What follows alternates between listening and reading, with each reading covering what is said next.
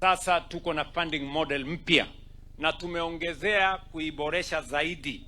Sasa nimeirudisha bunge, hawa kina Bwire na wabunge wenzake watapiga msasa, ndio kuanzia mwaka ujao tuwe na pesa ya kutosha. Hakuna mtoto tena ambaye ataenda university ama aende TVET ama aende KMTC ati akose nafasi ya kusoma kwa sababu ya mambo ya pesa.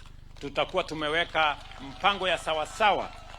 Mtoto tena asipimwe ati kwa uwezo wa mzazi wake kumsomesha kwa university. Hapana, mtoto apimwe na ile akili yako naye ya kusoma university. Mambo ya pesa tutasimamia kama serikali. Nyinyi mnanielewa jameni? Hiyo ndio tunatafuta, kwa sababu tunataka mtoto wa yule aliye chini na yule aliye juu wapate nafasi sawa, na wapimwe sio kwa mambo ya uwezo wa mzazi. Hapana, iwe ni uwezo wa mwanafunzi mwenyewe.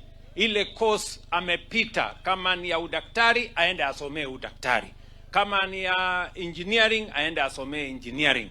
Asiende kutafuta course nyingine ati kwa sababu course ya udaktari iko na bei ghali. Hapana. We want to make sure that all our children have equal opportunity wakienda katika ma university zetu. Vile vile mimi nimefurahi ya kwamba